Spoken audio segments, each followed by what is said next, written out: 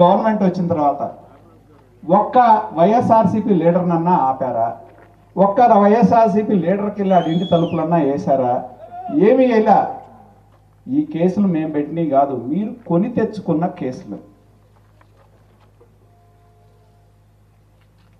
మొన్న మరి కాకపోతే చెప్పాలి, ఈ ఊళ్ళో మొన్న పోలీస్ స్టేషన్ ముందు ఒక ధర్నా చేశారు. ఎందుకో తెలియదు, నాకు గుర్తులేదు.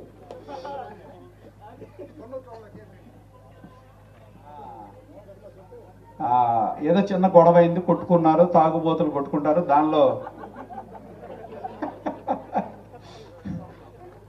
అక్కడ వైన్ షాప్ దగ్గర గొడవ అయిన దానిలో ఏంటంటే అది కర్మగారి అటొక పార్టీ ఇటొక పార్టీ అయింది.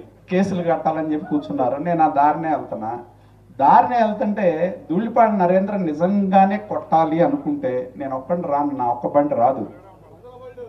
పిలిపిస్తే దీనికి డబల్ మంది వస్తారు.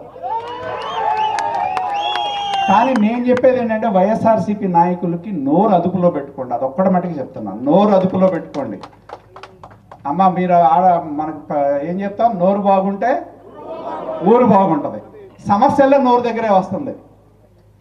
నోరు బాగుంటే ఊరు బాగుంటుంది. నోరు అదుపులో పెట్టుకుపోతే ఈ జిల్లా పోలీసు ఐజీని ఏం మాట్లాడాడు అంబటి రాంబాబు?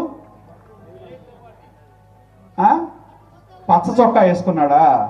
నీ ప్రభుత్వం అధికారంలో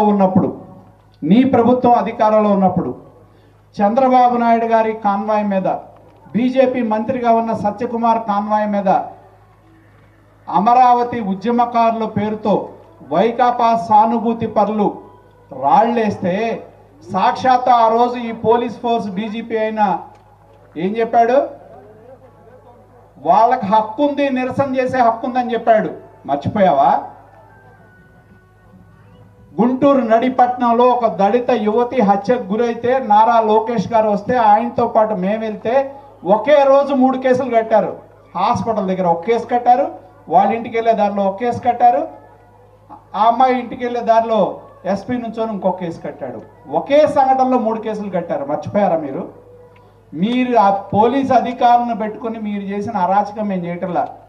నిజంగానే ఆ అరాచకం మేము చేస్తే ఒక్కడ కూడా రోడ్డు మీద తిరగడం, అది వాస్తవం.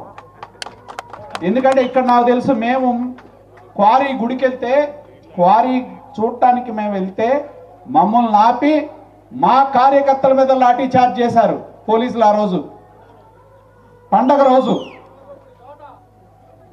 మేము మర్చిపోయామా? అనమర్లపూడి వెళ్తే 100 మంది పోలీసులు పెట్టి అడ్డుకున్నారు. మేము మర్చిపోయామా?